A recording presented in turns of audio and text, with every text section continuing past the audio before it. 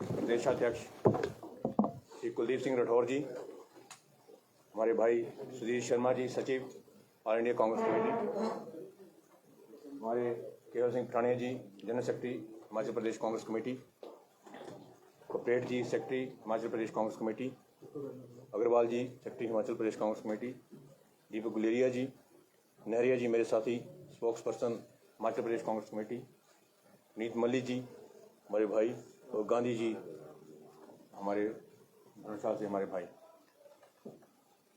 आज मैं सभी पत्रकार बंधुओं का इस प्रेस वार्ता में स्वागत करता हूं। मैं आप सबसे रिक्वेस्ट करूंगा कि जिसके पास मास्क नहीं है प्लीज़ वो मास्क हमारे से ले लें। हम मास्क लेके आए हैं। इस कोविड काल में मास्क दे दीजिए। इस कोविड काल में हम सभी सुरक्षित रहें, हम अपना बचाव करें। इसी कामना के साथ मैं प्रधान जी को बोलूँगा कि वो आपको संबोधित करेंगे। धन्यवाद।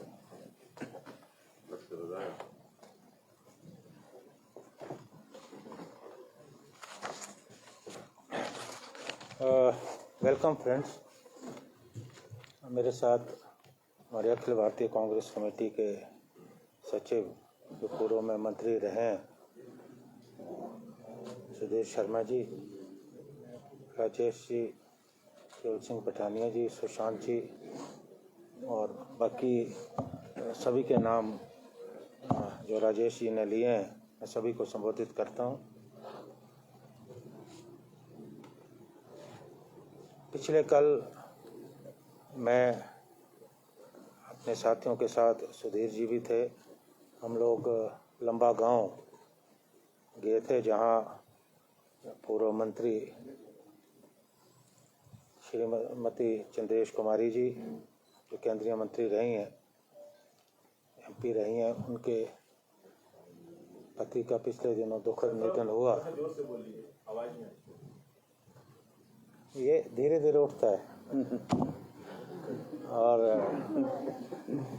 आज मैंने उचित समझा कि मैं धर्मशाला में अपने मीडिया के साथियों से बात करूं, क्योंकि जितनी बार भी मेरा दौरा इस क्षेत्र का होता है मैं आप लोगों से रूबरू होता हूं।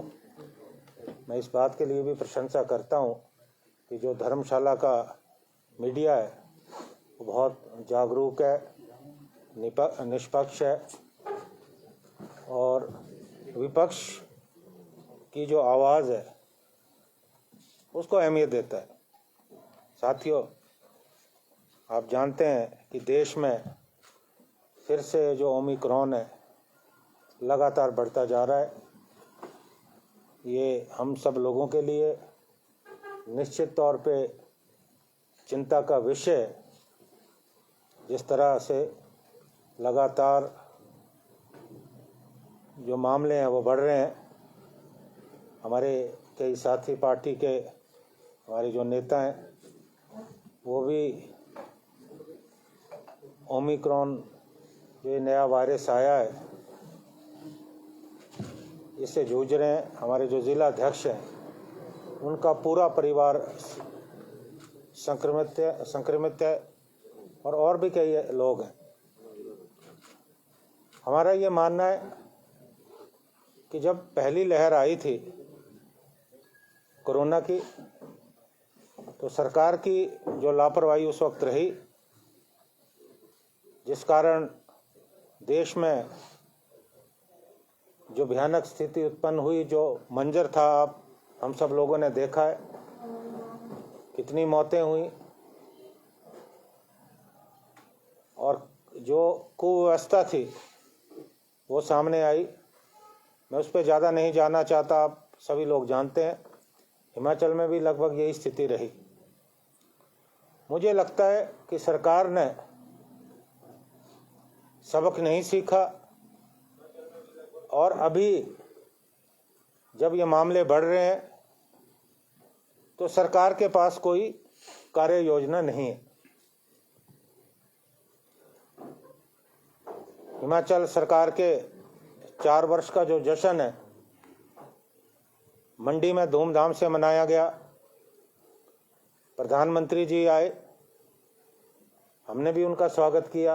देश के प्रधानमंत्री हैं, देवभूमि में आए तो हम सबका फर्ज बनता है कि हम उनका स्वागत करें। हमें ये आशा थी कि हिमाचल जो लगातार कर्ज की गर्त में डूबता जा रहा है, प्रधानमंत्री कोई बड़ी सौगात देंगे, कोई आर्थिक पैकेज देंगे, लेकिन ऐसा हुआ नहीं। ना तो मुख्यमंत्री प्रधानमंत्री के सम्मुख अपना पक्ष रख पाए, न ही प्रधानमंत्री ने हिमाचल को कुछ दिया। जिन योजनाओं की बात हुई वो सारी पुरानी योजनाएं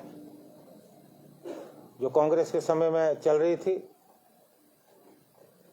कोई नया हिमाचल को मिला नहीं। हालांकि ये जो 4 वर्ष सरकार के रहे हैं, कोई जश्न जैसी बात नहीं, कोई विकास नहीं, लगातार बेरोजगारी का आंकड़ा बढ़ता जा रहा है, महंगाई चरम सीमा पे, कानून व्यवस्था के हालात ठीक नहीं, कोई जश्न जैसी बात नहीं थी। लेकिन फिर भी इन्होंने जश्न मनाया। हमने तो विरोध भी किया पूरे प्रदेश में। हमने ब्लॉक स्तर पर, जिला स्तर पर विरोध किया कि जितना पैसा आप खर्च रहे हैं इसका कोई औचित्य नहीं। मैं ये भी कहना चाहता हूं कि इतनी भीड़ जुटाई गई, वो भीड़ कोई भारतीय जनता पार्टी के कार्यकर्ता नहीं थे। सरकारी तंत्र का पूरा दुरुपयोग हुआ। जो लाभार्थी हैं उन्हें लाया गया। 1200 से ज्यादा बसें जो है प्रधानमंत्री की रैली में लोगों को लाने के लिए सेवा में व्यस्त रही, और लोग बसों के अभाव में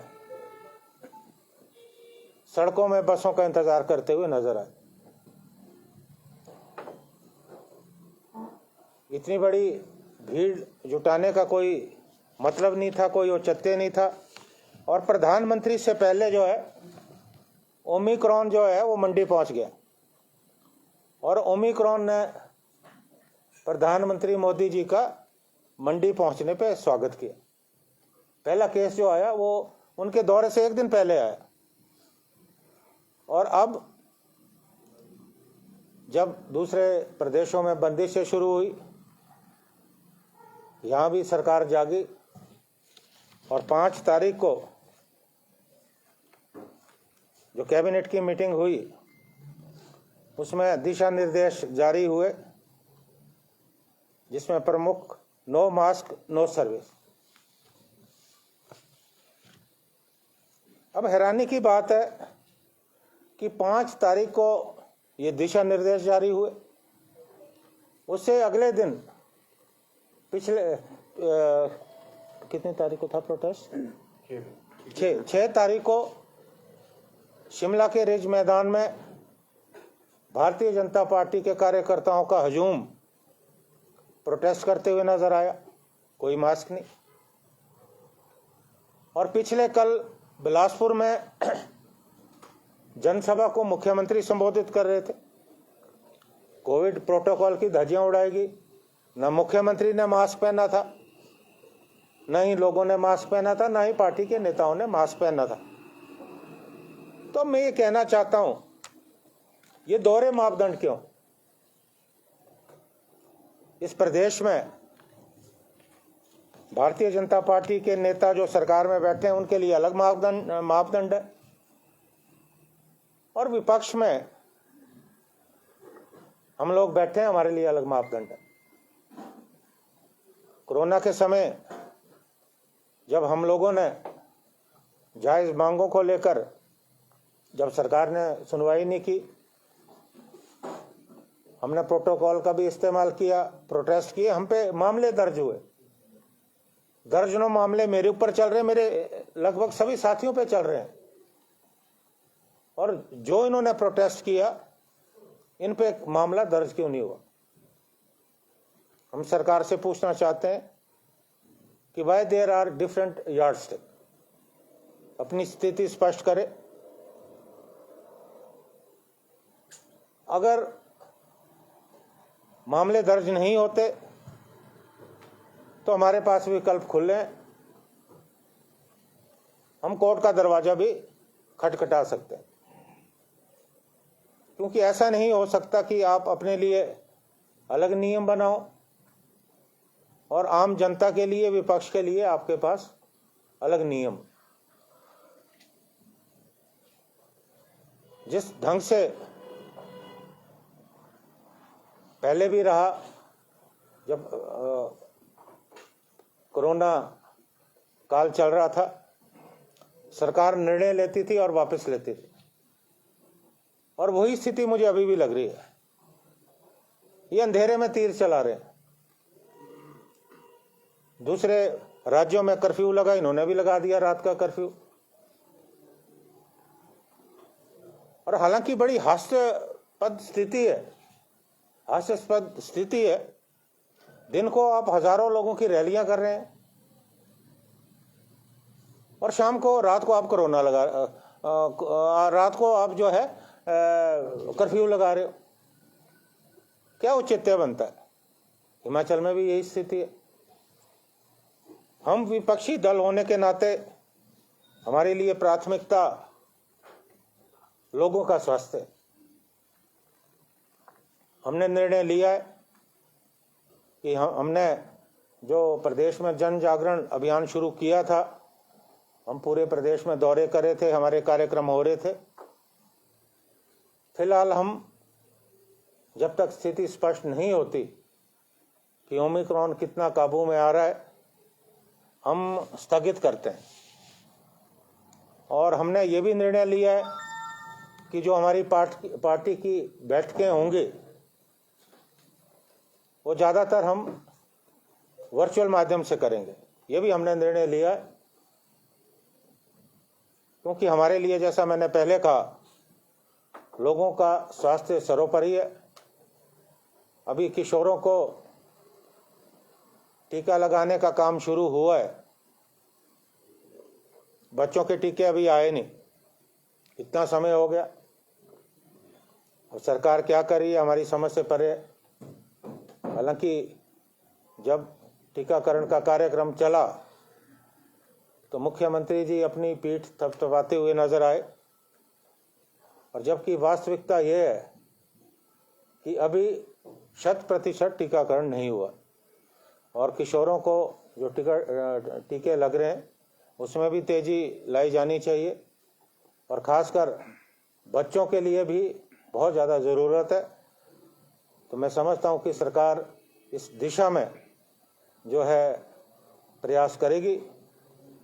और मैं ये भी कहना चाहता हूं कि हम नियम नहीं तोड़ेंगे, लेकिन अगर हमें लगता है कि सरकार गंभीर नहीं है तो हमें मजबूरन संघर्ष का रास्ता अपनाना पड़ेगा। हालांकि हम जानते हैं कि हमारी और हमारे कार्यकर्ताओं की जान जोखिम है, लेकिन लोगों की आवाज़ को उठाया जाएगा। लेकिन मुझे ये लगता है कि सरकार को इस दिशा में, सरकार ने कोई गंभीर प्रयास अभी तक किया नहीं है। सरकार को इस विषय में जो है गंभीरता से सोचना चाहिए। ठीक है, और ठीक है। और मुख्यमंत्री का कांगड़ा का दौरा है सर, अभी 10 दिन की तरह देखते हैं। देखिए, 10 तारीख को मेरा भी इंदौरा में कार्यक्रम निश्चित हुआ था जन जागरण का, और बल्कि अखबारों में भी आया था। लेकिन अभी मैंने कोरोना के चलते उस कार्यक्रम को स्थगित कर दिया। तो यही मैं फ़र्क आपको बताना चाहता हूं कि सरकार में जो लोग बैठे हैं उनमें और हमारी सोच में कितना फ़र्क है। हमारे लिए लोगों का स्वास्थ्य सर्वोपरि। तो मैंने 10 तारीख का जो कार्यक्रम है वो स्थगित कर दिया गया। अब मुख्यमंत्री का कार्यक्रम है, मुख्य उस पर टिप्पणी नहीं कर सकता। कल डीसी ने भी यहाँ मीटिंग ली है, उस गाइडलाइन का क्या होगा अगर 10 को मीटिंग होगी? हाँ, कल डीसी ने शाम को गाइडलाइन जारी नहीं, हाँ, वही बात है ना कि दोहरे मापदंड है, ये अभी क्लियर ही नहीं है। इनकी सोच क्लियर नहीं कि हमें क्या करना है। और एक बात मैं और कहना चाहता हूं, देखो पिछली बार जिस तरह से अस्पतालों में कुव्यवस्था थी, लोग अस्पतालों में जाते हुए डर रहे थे। अभी से सरकार की क्या तैयारी है, सरकार बताए। क्या हमारे अस्पताल, क्या हमारी स्वास्थ्य सेवाएं, क्या हमारे स्वास्थ्य कर्मी इस ओमिक्रॉन से लड़ने के लिए तैयार है? इस बारे में सरकार स्थिति स्पष्ट करे। पिछली बार तो जो मंत्री हैं वो अस्पताल से भाग गए थे। ये मंत्री का बयान मैं आपको कहना चाहता हूं कि मंत्री जी ने ये कहा कि अस्पताल से अच्छा है कि मैं घर में जाके मरूं। जब एक मंत्री ये बात कर रहा है तो आप अंदाजा लगा सकते हैं कि स्वास्थ्य सेवाओं के उस वक्त कितने बुरे हालात थे। अभी सरकार बताए कि ओमिक्रॉन के लिए इन्होंने क्या तैयारियां की। जितनी पूरा का पूरा फोकस सरकार का इस महामारी को लेकर होना चाहिए। They should postpone all public meetings. जो ये कर रहे हैं पूरा ध्यान जो है इस महामारी से लड़ने के लिए लगाएं। डॉक्टर साहब, बहुत अच्छी बात है, विपक्ष जागरूक है, विपक्ष इस बात को लेकर चिंतित है कि कांग्रेस में प्रदेश शासन को फॉल्ट ना मिले और जो सरकार नियम कानून लागू कर रही है उसको अमल करे। लेकिन दूसरी तरफ सवाल मेरा यह है कि आपके कार्यकाल का 3 वर्ष पूरा हो गया सर। बाय डिफॉल्ट इस बार आप लोगों ने चुनाव भी जीते, लेकिन अगर इस चुनाव के अलग हटकर हम दृष्टिकोण से देखें तो 3 साल में बतौर प्रदेशाध्यक्ष और क्या अचीवमेंट रही आप? देखिए, सबसे पहले तो आपने एक अंश आपने जवाब दे दिया है। ये तो पूरा मीडिया के लोग जानते हैं कि जिस वक्त संगठन की जिम्मेवारी मुझे सौंपी गई उस वक्त क्या हालात थे। कांग्रेस ने हिमाचल प्रदेश में संघर्ष का रास्ता अपनाया और अपने साथियों के साथ हमने विपक्ष की एक जोरदार भूमिका निभाई। और मैंने बतौर अध्यक्ष ना तो अपना कोई गुट बनाया, ना ही मैंने किसी गुट को अहमियत दी और सभी को साथ लेने का प्रयास किया। सारे नेता मंच पे इकट्ठे हुए भी। पंचायती राज संस्थाओं में हमारी अच्छी परफॉर्मेंस रही। हम लगातार हमारी परफॉर्मेंस बढ़ती गई और जो 4 नगर निगमों के चुनाव हुए उसमें भी हमारी भारतीय जनता पार्टी से हम बराबर रहे 2-2। और हालांकि आप जानते हैं कि एक तरफ से उनके पास भारत सरकार, हिमाचल सरकार, धन बल उनके साथ था, लेकिन फिर भी हम जो है 2 नगर निगम हमारे बने और पूरे प्रदेश में पार्षद हमारे उनसे ज़्यादा चुन के आए। और अभी के जो ये चुनाव हुए 4, ये अपने आप में ऐतिहासिक चुनाव है कि पहली बार देश के इतिहास में हुआ है कि एक ऐसा दल जो कहते हैं कि हमारे पास कार्यकर्ताओं की बहुत बड़ी फौज है, हमारी विश्व में सबसे बड़ी पार्टी है, हमने उन्हें लोकसभा में शिकस्त दी, हमने उन्हें 3 विधानसभा में शिकस्त दी, 4-0। तो मैं ये समझता हूँ कि ये तभी संभव हो पाया जब कांग्रेस पार्टी के जो कार्यकर्ता हैं वो निकले, उन्होंने मेहनत की और कांग्रेस पार्टी के जो हमारे नेता है सब ने एकजुट होकर इकट्ठे मिलके जो है ये चुनाव लड़ा। डॉक्टर साहब, नेता से याद आया कि अभी एक मुहिम है कांग्रेस के अंदर विपक्ष के लीडर के पद की, या मुहिम न कहे तो होड़ सी मची हुई है, इस पर आपकी बतौर प्रदेशाध्यक्ष क्या राय है? देखिए, मुझे ये लगता है कि ये कोई गंभीर मामला नहीं है। संगठन के अंदर हर व्यक्ति की महत्वाकांक्षा होती है और महत्वाकांक्षा ना हो तो आदमी आगे नहीं बढ़ पाता। लेकिन इतना जरूर मैं कहना चाहूँगा कि अगर महत्वाकांक्षा अति महत्वाकांक्षा में बदले तो उसका संगठन को निश्चित तौर पे नुकसान होता है। तो ये कोई ऐसा मामला नहीं है, हमारे परिवार के अंदर का मामला है। जो भी होगा हम बैठ के आपस में बात करेंगे, लेकिन सब मिलके चलेंगे। साहब, अभी आपने जिक्र किया चार्टीसी के बेसिस का जी, तो ऑनरेबल चीफ मिनिस्टर बार-बार ये कह रहे हैं कि 72 लाख रुपया आपका चुकाया उन्होंने, जो आपकी राहुल गांधी की रैली में था। देखिए, कोई बताए ना, आप कोई प्रमाण दें, कोई दें उसको। आप अभी मौजूदा अध्यक्ष नहीं, मुझे इसकी जानकारी नहीं है, ना तो मुझे। मतलब जिस तरह से महामारी का जिक्र आ रहा है तो आम जनता कहाँ पे है? वो तो बीजेपी और कांग्रेस की सियासी महामारी में पिट रही है ना सर इतने सालों से, तो वो क्यों नहीं गया? अगर आप एक जुलूस वाले मसले के ऊपर कोर्ट का दरवाजा खटखटा सकते हैं तो क्या इस मामले में दरवाजा नहीं खटखटा सकते? 10 लाख रुपया HRTC का पहले दिया जा चुका है। मुझे इसकी कोई जानकारी नहीं, न ही HRTC के अधिकारियों ने मुझसे कोई बात की है, न ही मुझे इस बात की कोई जानकारी है। सर, हाल ही में हुए पंजाब के घटनाक्रम पर आपको क्या देंगे? कौन से? पंजाब का जो मुख्यमंत्री। हाँ, देखिए, मुझे ये लगता है कि देश के जो प्रधानमंत्री हैं उनकी सुरक्षा सर्वोपरि है, लेकिन जिस ढंग से तिल का ताड़ बनाया जा रहा है और सुरक्षा में जो चूक हुई उसके लिए पंजाब सरकार को जिम्मेवार ठहराया जा रहा है, वो बिल्कुल गलत है। आप विक्रमादित्य के किसी नहीं, let me complete sir, let me complete. आपके पास यू हैव एम्पल अपॉर्चुनिटी, फिर वो सारा फोकस खराब हो जाता है। और मैं ये प्रधानमंत्री की सुरक्षा की जो जिम्मेवारी है वो SPG पे होती है, और जो भी SPG प्रोटेक्टी है, SPG का पूरा नियंत्रण होता है। क्योंकि मैंने खुद जब राजीव गांधी बतौर प्रधानमंत्री आए थे शिमला, उनके कार्यक्रम में भूमिका निभाई है, तो प्रबंध किए हैं, तो मुझे बहुत ज़्यादा इसकी जानकारी है। लगभग 2 दिन पूर्व पूरी SPG की टीम आती है, और जो भी SPG प्रोटेक्टी हो वो पूरी जानकारी प्रदेश सरकार से लेती है, प्रदेश के पुलिस विभाग से लेती है, और उनका रैली स्थल, उनका जो रूट, कौन सी गाड़ियां काफिले में जाएगी, गाड़ियां जो है 24 घंटे पहले वहाँ उनको सौंपनी होती है चेकिंग के लिए। तो ये सारा का सारा तो ऐसे, और पुलिस का रोल सेकेंडरी हो जाता है। पुलिस SPG के मातहत जो है काम करती है। तो अब जो भी पंजाब में हुआ उसमें आप पंजाब सरकार को दोष कैसे दे सकते हैं?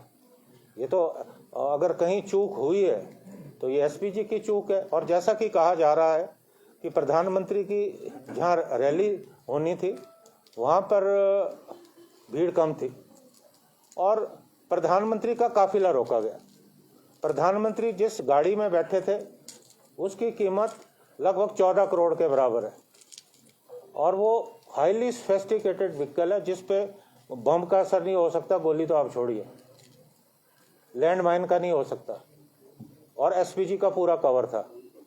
और अगर ये पहले ही बार नहीं हुआ कि प्रधानमंत्री का काफिला रोका गया, राजीव गांधी जी का भी रोका गया, इंदिरा जी का रोका गया, जवाहरलाल नेहरू जी का तो पता नहीं कितनी बार रोका गया।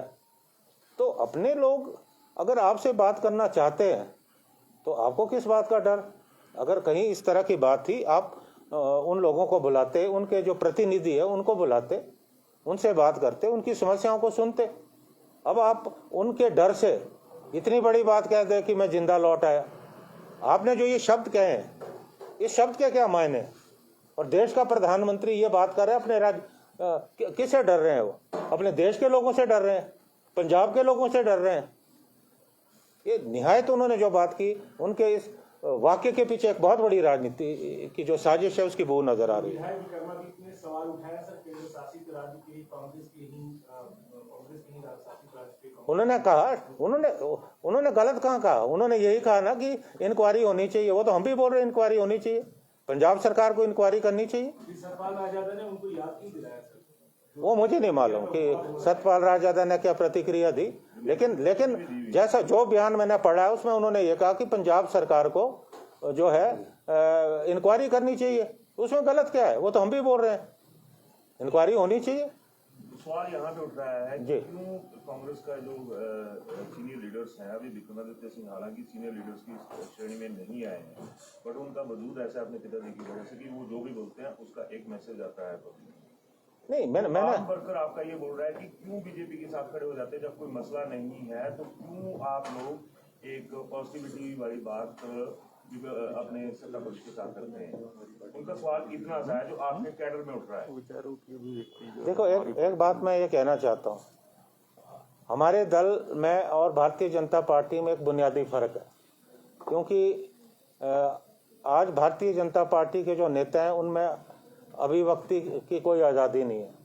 दो लोग बोलते हैं, बाकी अनुसरण करते हैं, बाकी सारे तालियां बजाते हैं।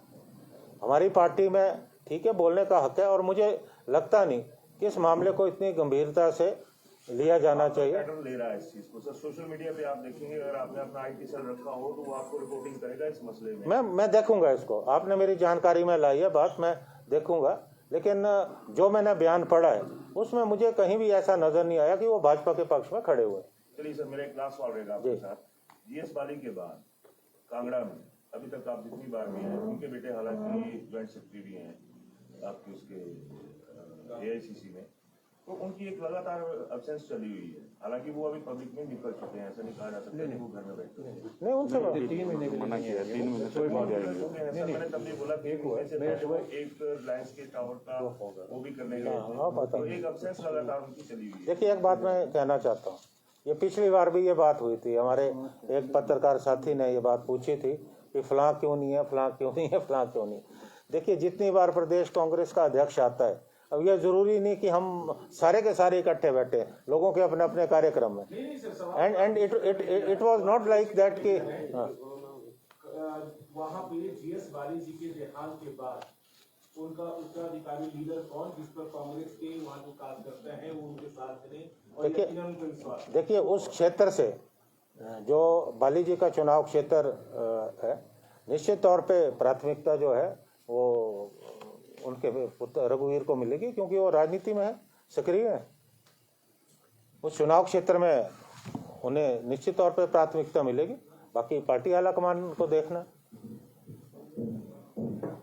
Thank you so much.